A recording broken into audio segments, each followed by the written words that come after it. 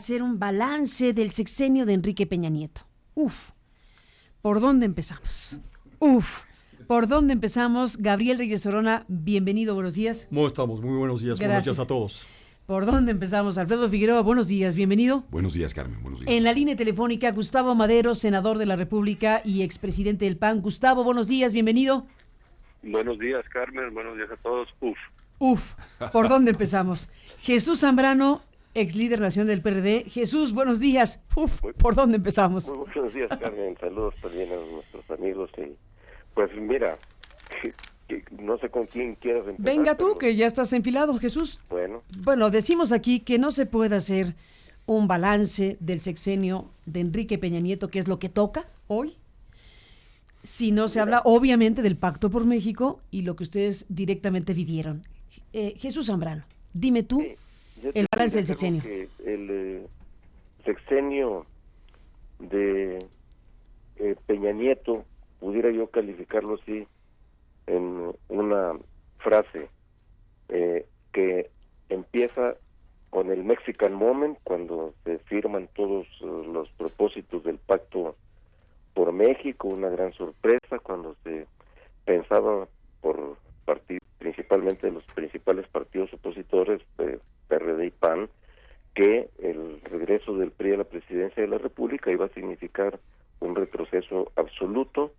Se dio la sorpresa con esta firma de un pacto que al final terminó siendo esencialmente, por el manejo que se le dio, un verdadero fracaso, y se pasó entonces del Mexican Moment a la desilusión y prácticamente a quedar señalado el sexenio de Peña Nieto con la mancha de la corrupción que surgió precisamente con la llamada Casita Blanca, con la mancha de los desaparecidos de Ayotzinapa en Iguala, y que lamentablemente, a pesar de grandes e importantes transformaciones, reformas que se dieron en el sexenio, todo eso terminó siendo borrado por la incapacidad y por la complicidad del presidente Peña para enfrentar la corrupción. Entonces,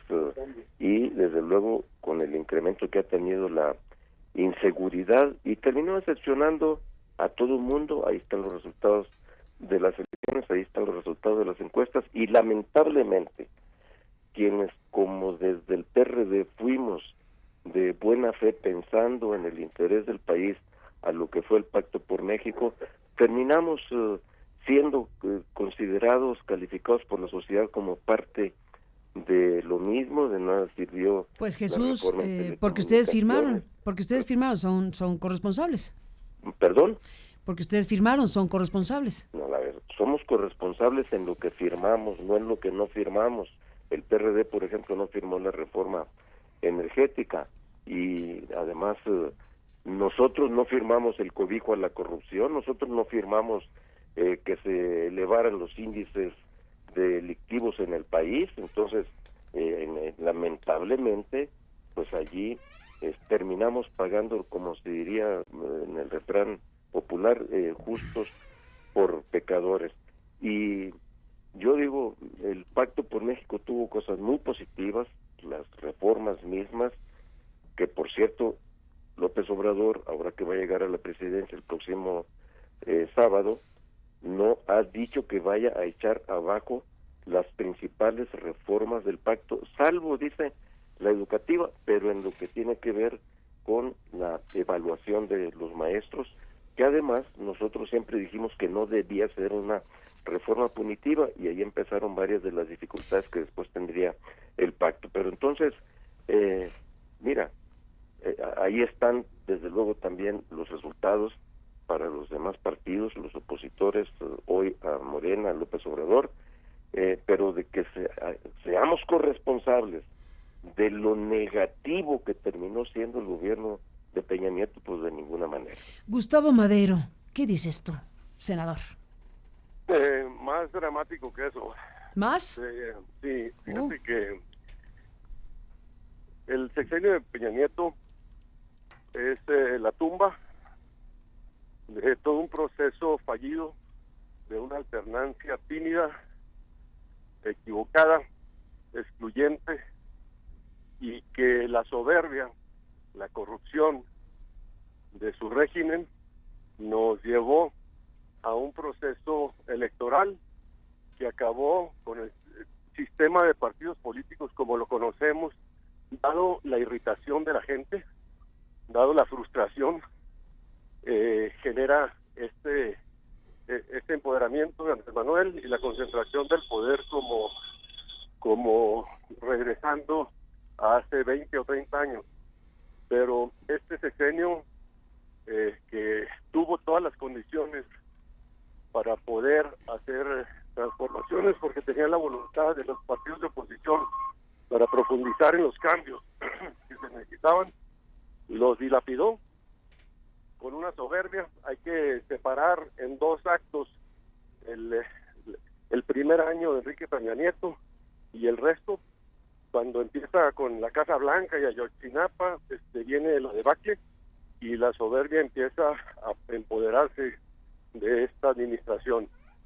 Fallamos los partidos políticos, fallamos los medios de comunicación y no generamos una alternativa de construcción de futuro ante esta transición lerda, costosa, lastimosa y tardía en la que México está todavía rumiando. Nuestra transición sigue inacabada y este es un reflujo hacia donde estábamos. Y todo esto es por el fracaso de la principal responsable, que es el presidente y su administración, y los partidos políticos, los hierros que cometimos. Jesús Zambrano y Gustavo Madero, a los dos les agradezco que estén aquí para dar esta expresión pública sobre su balance del sexenio de Enrique Peña Nieto. Seguiremos al habla, si ustedes me lo permiten, y les aprecio mucho que estén aquí esta mañana. Gracias, Jesús, y gracias, Gustavo. Buen día, un saludo. A los dos, gracias. Gabriel Reyes Orona, Alfredo Figueroa, pues dos participantes estelares del Pacto por México y de lo que eso significó. ¿Qué dices, Gabriel Reyes Orona, cuando nos planteamos, hagamos un balance, se acabó el sexenio? Mira, Carmen, la política se define de muchas formas y, entre otras, como el arte de los resultados. Bajo esa definición, el Pacto por México no es más que un gran fracaso, una debacle como la definió el propio Gustavo Madero, pero por dos razones. Porque, mira, este pacto es una buena intención, armada por personas que no conocen realmente hacia dónde iban, pero que tenían simplemente la idea de tratar de conciliar los intereses que había en varias materias. Primero debo decirte que el Pacto por México nos enseñó dos cosas: que es tan grave no tener reformas como tener malas reformas, con la situación de que la expectativa de las personas es defraudada, porque este Pacto por México que tanto ofreció y que tanto prometió no termina siendo favorable para nadie, ni siquiera para los actores políticos. Y la segunda cosa que nos enseñó el Pacto por México es que el problema real que tenemos en México no son las leyes, nunca han sido las leyes. El problema que tenemos en México es quién aplica las leyes. En México, realmente, si nos ponemos a revisar estos grandes cambios que se han venido haciendo los últimos 30 años, los 6 sexenios de la tecnocracia, realmente los cambios son cosméticos. El problema es que en México la ley no se aplica.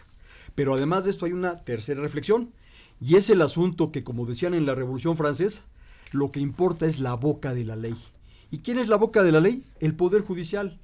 ¿Dónde está hoy el Pacto por México? El Pacto por México hoy está en tribunales. Aunque Enrique Peña Nieto ha hecho una gran campaña para ocultar que hay muchos temas de las reformas sujetos al escrutinio judicial, ahí están. En esta propia administración ya se declaró un artículo inconstitucional de las reformas de Peña Nieto.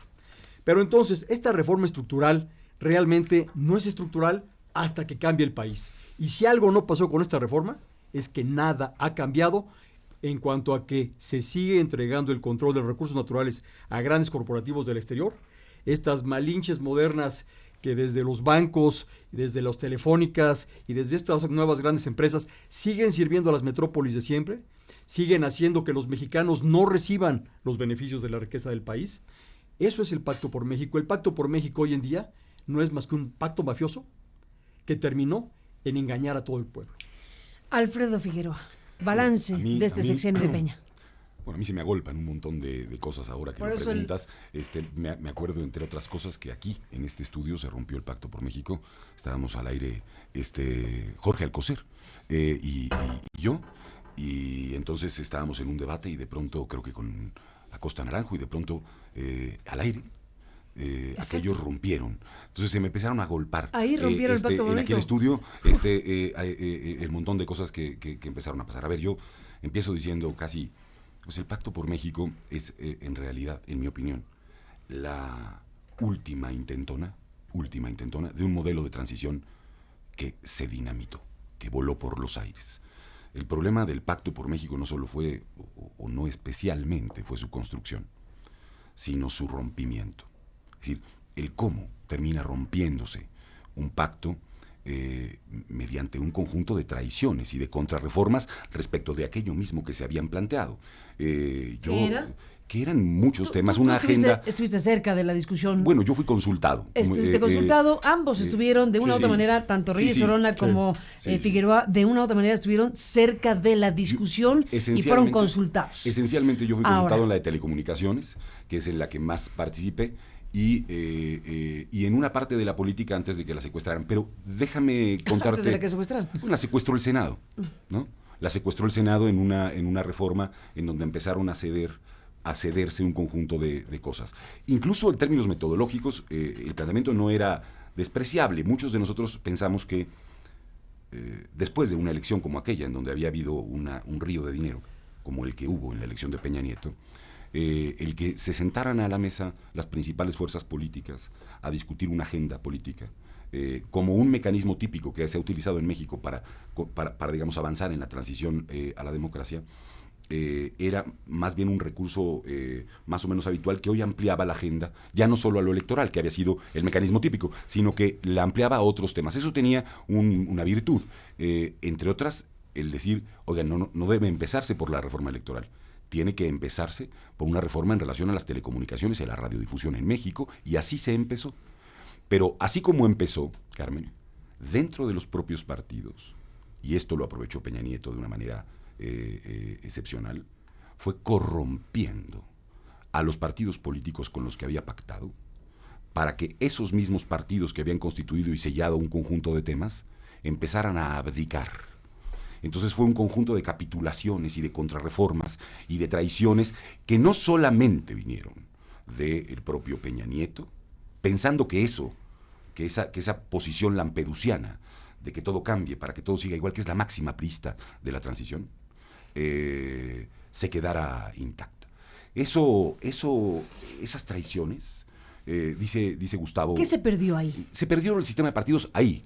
No, solo eso. Gustavo habla del sistema de partidos ahora, perdón. El sistema de partidos se perdió ahí, cuando empezaron a abdicar ellos mismos, cuando desde el Senado los intereses, por ejemplo en telecomunicaciones, pasabas el proyecto. Exigían los senadores, ¿no? Los senadores representaban a los intereses de las televisoras. ¿Así? Se enconchaba el Pacto por México, se enconchaba para no sacar los proyectos, porque se venía encima las teles, encima del proyecto. Entonces, era muy simpático. Los legisladores estaban presionando fuera de la yo era consultado técnicamente, digamos, en relación al tema, y por supuesto con una intención de que se democratizara el tema. Y entonces les pasaban algún documento, por cierto, no el último, y se publicaba al otro día. Y toda la reacción, es decir, se supone que era un documento en sigilo, y estaba publicado inmediatamente. Bueno, desde el principio también, en el Aristegui, creo, se publicó un día antes, o así, todo el tema. Lo publicamos. Lo tuvieron y lo pudieron publicar. Y a los minutos de la primera discusión, esto será muy interesante, ya el most carry, most offer se estaba cayendo. Sí, es decir, antes de que se anunciara el pacto, que Carmen saca que también es una parte de la historia periodística, ¿no? que hay que recapitular. Bueno, ya en la tarde, lo publicamos, ya en la tarde estaba desapareciendo el most carry, most offer, porque ya se habían enterado los dueños de los medios de comunicación de la historia, y ya estaban presionando a las correas de transmisión en las que se han vuelto, o sea, que se volvieron los partidos políticos. Es decir, en realidad, cuando tú ibas al Senado y a la Cámara de Diputados, lo que veías era a telebancadas y a representantes. Fíjate qué contradicción. El soberano no representaba al pueblo, sino representaba a una pequeña oligarquía, que es la que decía que sí y que no se podía votar. Por eso, el pacto, yo reitero, me preocupa más no tanto su construcción, Gabriel, sino cómo se dinamita en medio de todo este conjunto. Y es que, de mira, tradiciones. bien lo señalas, hablas de traiciones, hablas de situaciones inexplicables que veíamos tú y yo en las cámaras, veíamos proyectos en las mañanas que en la tarde eran exactamente lo contrario, a lo que siempre yo llegué a pensar que lo que no suena lógico, suena metálico. Y entonces los dueños... Ouch. A ver, Sí, porque mira, lo que no suena lógico suena metálico. ¿Qué es lo que dice Zambrano? ¿Qué es lo que dice Madero? Los dos hablan de corrupción como instrumento o como causa de esta debacle. Y tienen toda la razón. Nada más que lo que no acabamos de profundizar es dónde está la corrupción. Y la corrupción lamentablemente está en los legisladores que se encargaron de ser no voceros, sino escribanos de estos intereses y volvieron la discusión solamente un toma y daca de cómo deformar y hacer que la Constitución se volviera o se pusiera a su servicio. Realmente estas reformas no cambiaron absolutamente nada. Porque mira, cuando empieza el gobierno, cuando empieza Peña Nieto, porque no es la... No. Perdón. ¿Cómo que no cambiaron nada? Cambiaron todo. La pregunta es para bien o para mal. Para mal. Pero cambiaron todo. Sí. A ver, son reformas de raíz. A Sí, ver, por supuesto. la reforma madre, que es la reforma energética y petrolera, cambia... No es adjetivo, ¿verdad? ¿Qué? ¿De madre? No. La reforma madre, por la reforma principal, o sea, ahí cruzó buena parte de todo lo que ocurrió. Incluso, ustedes lo saben mejor que nadie, para que se lograra esa reforma madre, de una reforma radical que cambió de cuajo la historia de México prevaleciente en las últimas décadas, de la expropiación petrolera de Lázaro Cárdenas a que vino a la reforma constitucional, bueno, en buena medida se repartieron, entre comillas, ciertos caramelos que parecían ir democratizando ciertos sectores y al final ni una cosa, bueno, no ocurrió eso, pero sí ocurrió lo otro. Es que a lo que me refiero no Entonces, pasó nada. Tienes una reforma enorme, son muchas reformas las que se hicieron. Es una reforma constitucional que se revierte en toda la reforma legal. Si tú analizas cómo quedaron las leyes... ¿La petrolera energética?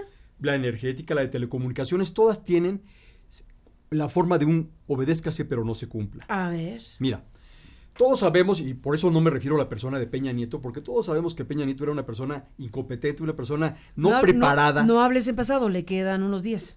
O es una persona incompetente o no preparada, que no estaba a la altura para comprender los problemas nacionales y menos para resolverlos. Pero cometió dos errores iniciales. Bueno, Uno se llama Videgaray y otro se Peña? llama Osorio Chong.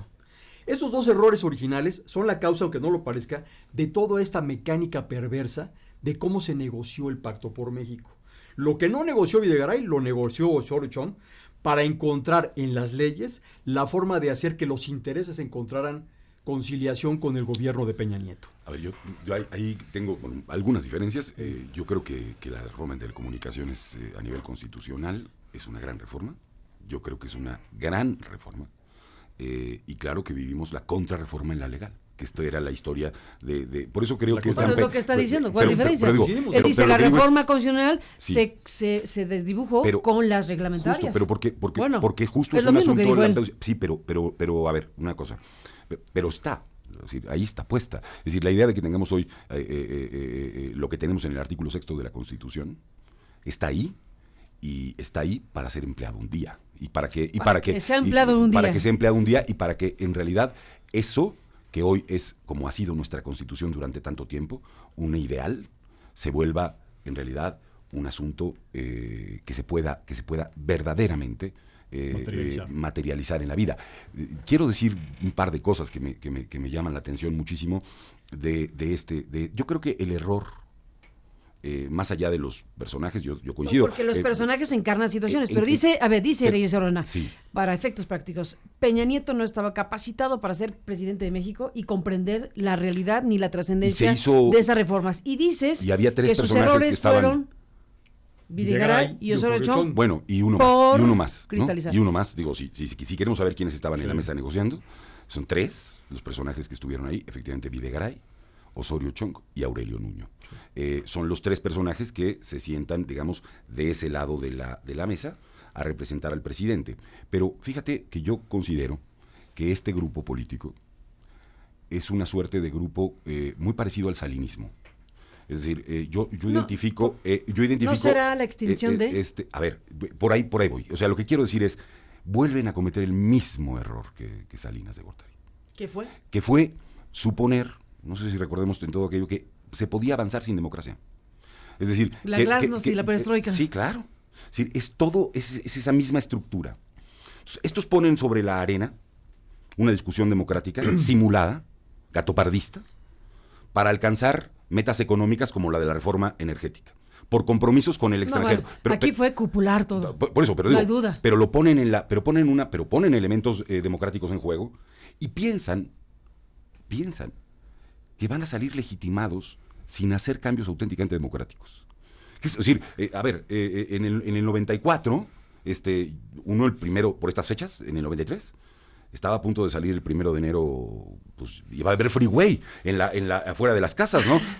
Porque ya México entraba al primer mundo. En vez de periférico, freeway. Y vino todo un derrumbe democrático entonces con el ejército zapatista, la muerte de Colosio, en fin, todas estas cosas. Este mismo error, este grupo pequeño, que se sentían muy abusados, se siguen sintiendo muy abusados. Yo creo que ya no tanto. Bueno, creo que hasta una condecoración le van a dar a un señor, que ya no sé esto si es hasta legal lo que van a hacer. El Águila Azteca a Jared Kushner, ¿qué dicen de eso? Bueno, es vergonzoso. Una frase, va en seguimiento a lo que decíamos la vez pasada. ¿Pero cómo le damos el Águila Azteca al representante de un gobierno? A la persona que puede evitar que Peña Nieto sea llamado a declarar en los Estados Unidos.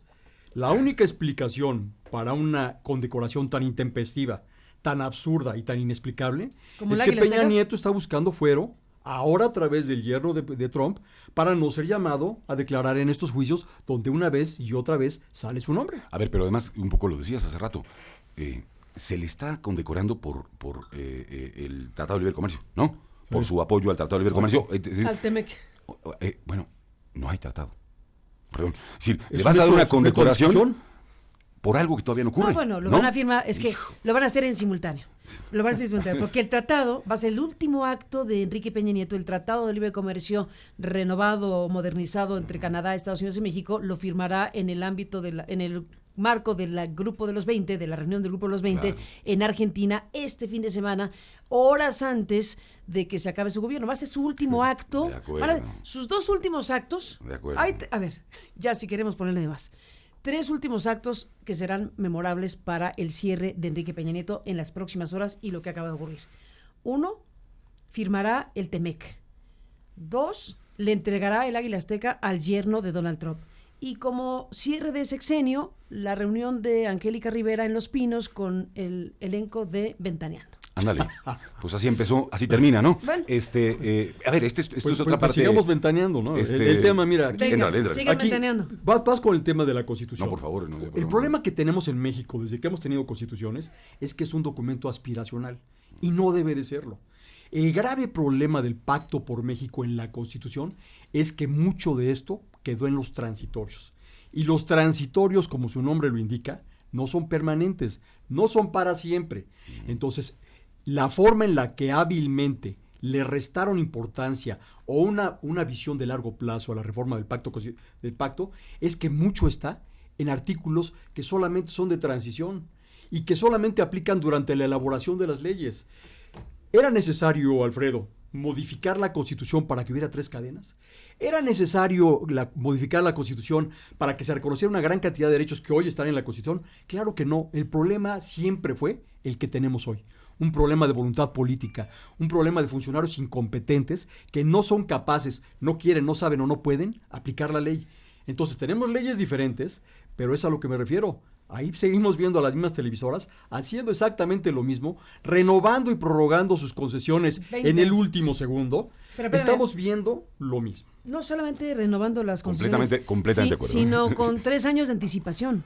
Sí. Ese es un tema, hablando de poderes formales como el del presidente, poderes formales como los de los funcionarios del gabinete, poderes formales como el Congreso, poderes formales como los partidos políticos. Bueno, hablando de los poderes fácticos, como se llama. Así es. ¿Qué nos dice el hecho de que por anticipado 3 años antes se tenga esta renovación? Ciertamente la ley permite que se renueven las concesiones, pero hacerlo así, fin de un sexenio, cuando tienes 3 años por delante para revisar si debes o no renovarle las concesiones de los medios más poderosos de México, partícipes directos de la historia reciente del país, empezando por la construcción de la candidatura presidencial del presidente que hoy se va. Absolutamente. Me parece que es no solo indignante, que eso que han hecho, no solo, y por eso se vuelve tan importante llamar a cuentas a todos estos actores a partir de una nueva procuración de justicia en México. Es decir, por eso la discusión tan relevante de llamar a cuentas a quienes han sido cómplices de estafas, no solo maestras, sino de estafa tras estafa a la República. Gran debate ese. Hay quien dice que no, que mejor hay que irnos viendo hacia adelante para no crear esta inestabilidad. Y decíamos la vez pasada que sería, en mi opinión, uno de los errores más graves, porque lo que acontecería, lo que tendríamos enfrente, sería en realidad otra vez esa frase, ya digo, lampedusiana, tan conocida y que está tan inserta en la cultura y en la clase política en México, que es hacer como que cambiamos, pero que las cosas en realidad no cambian. Quiero poner un ejemplo breve en relación al tema. Esos personajes que han estado enquistados en el poder en México, estamos batallando desde la primera alternancia hasta esta segunda alternancia y a esta tercera alternancia. Y los personajes, esos mismos personajes, están en el telón de fondo, otra vez, del poder político. Esos mismos personajes lo simbolizamos con la gente de la televisión, pero por supuesto ahí, tras bambalinas, cerca ya de los grupos hoy de poder, se apresta un conjunto de intereses a tratar de secuestrar este nuevo gobierno a la luz de un resultado tan impactante como el que tuvo López Obrador en las elecciones. Lo que vivía Peña Nieto era, sí, una ventaja, pero era más bien un teleproducto, ¿no? Era un producto de la televisión. Yo no sé quién dijo una vez, es un producto de Alfonso y de Bernardo casi, ¿no? Ahí en el tema. ¿Qué es el título de una telenovela? No sé, sí, algo así. Alfonso y Bernardo es bonito título. Alfonso y Bernardo es bonito título, ¿no? Saludos a Alfonso y saludos a Bernardo. Sí, Alejandro también, que también estaba en esa telenovela. Pero otra vez, Carmen, por eso creo que una transformación sin simulaciones, una transformación no lampedusiana, es la que debe exigirse, y hoy vemos la debacle de todo eso que fue un intento transicional que hoy ya no tenemos. Lamento muchísimo, estamos en la recta final, nos van a faltar muchísimos minutos, pero les pido cerrar este encuentro, esta mesa con ustedes, Alfredo Figueroa, Gabriel Reyes Solona, pues con un ejercicio de síntesis en lo que se pueda.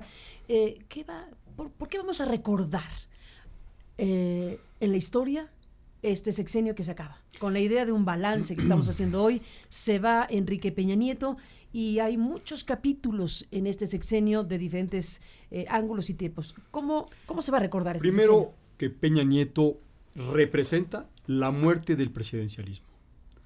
Si algo nunca fue Peña Nieto, es un presidente fuerte. Siempre fue un presidente dominado, un presidente sujeto a los intereses, un presidente que sigue pensando que México es otra cosa a la que realmente es. México que entrega es un México débil desde el punto de vista financiero, es un México sobreendeudado, es un México con una imagen internacional de violencia, es un México en el cual no hay justicia, y Peña Nieto sigue viviendo en una fantasía de la cual no sabemos cuándo vaya a despertar. Pero lo que sí es muy claro es que el México que entrega es un México con muchas complicaciones. Hace algunas semanas en este espacio, Carmen, te decía yo que se iba a notar cómo faltaba el dinero. Y la renuncia de Gerardo Esquivel es la primer muestra de lo que está pasando. ¿Por qué el subsecretario de Egresos deja el cargo para irse al Banco de México después de revisar el paquete financiero? Porque ya se dio cuenta que es insostenible financiar la ley de ingresos, y que para poder financiar la ley de ingresos hay que decir muchas mentiras. Entonces, este personaje que es clave en la negociación del paquete financiero dice, mejor me voy al Banco de México. Bueno, pero no lo decide él. A ver. Bueno, lo que pasa es que él ya no estaba tan a gusto. Lo que sí trasmina es que hay una severa discusión en el equipo de transición, que yo no sé si va a ser transformación, que va a ser un cisma en lo político, económico y social, sí. Que sea transformación depende de Andrés Manuel López Obrador. Porque lo que hoy en día tenemos es un choque brutal entre dos formas de ver el país. Pero lo que sí también estamos viendo es que el presupuesto de egresos de la Federación tiene problemas muy de fondo. Muy de fondo porque el dinero que Peña Nieto y todo su sistema financiero hacendario nos hizo ver es irreal. La recaudación no es lo que es imposible seguir acudiendo a la deuda pública y tenemos un grave problema. La recaudación no es lo que dicen. No es lo que es. La recaudación está integrada fundamentalmente por el comercio exterior. La recaudación de impuestos directos e indirectos es un fracaso bestial que viene mintiendo el Servicio de Administración Tributaria a través de no devolver el dinero que debe devolver, de retener más de lo que debe retener, de estar sujetando a los contribuyentes a un mecanismo de terrorismo vía esta contabilidad electrónica, que yo no entiendo cómo pudo la Corte sancionar como favorable. Y entonces Gerardo Esquivel debe haber vivido una situación tan caótica como la de aquel consejero del INAI que dicen que solo se tropezó con la ventana. Entonces, yo lo que pienso es que la trascendencia de la salida o del rechazo de Gerardo Esquivel a la subsecretaria de egresos es una primer muestra, es un primer foco amarillo de qué está pasando en el paquete financiero. ¿Herencia de Peña? Esa es la herencia. Peña deja un país postrado, un país donde la Constitución dice que tenemos que entregar los recursos naturales, que es lo que nos ha permitido negociar y renegociar la deuda pública los últimos 40 años. Desde los 70s, México ha venido renegociando su deuda pública a través del petróleo. Nos vamos, Alfredo Figueroa, desde tu punto de vista, en la síntesis más apretada que vas a hacer, ¿cómo se va a recordar el sexenio de Enrique Peña Nieto, este sexenio que acaba? ¿Alguna luz, algún elemento, un contraste, que sí, que no? ¿Cómo lo ponemos a la balanza? Cómo se va a recordar va a depender muchísimo de lo que empiece a pasar. Inmediatamente después, es decir, la manera, los recursos, lo recordaremos por lo que venga. Lo recordaremos por lo que venga. No, yo digo hoy, no por lo que ha pasado, porque sabemos, tenemos partes de esa película, de lo que ha pasado, y sabemos que ahí adentro hay un nido de corrupción y de intereses, digamos, un amasijo de impunidad en el país de manera esencial. Creo que lo vamos a recordar. Por lo que sucedió en Ayotzinapa, y creo que lo vamos a recordar por el tema de la Casa Blanca, porque es la primera vez en la historia de México que se advierte directamente una posible responsabilidad por actos de corrupción de quien ocupa la presidencia de la República estando en funciones. Es decir, sí hay un cambio en un momento en donde una investigación periodística redefine, digamos, la relación, una investigación periodística y muchos sucesos, el Pacto por México reventando, Ayotzinapa, pero una investigación periodística redefiniendo el término de relación que tenía, digamos, con incluso la propia clase política, una clase política que se queda pasmada frente a la Casa Blanca, que se queda pasmada frente al tema de Ayotzinapa, pasmados todos los que hoy están otra vez en el poder, pasmados, y la gente sale indignada a reconocer que ahí está la corrupción, pero algo más grave. Está la complicidad de la impunidad y del pacto de impunidad, que es, me parece, lo que va a caracterizar este sexenio.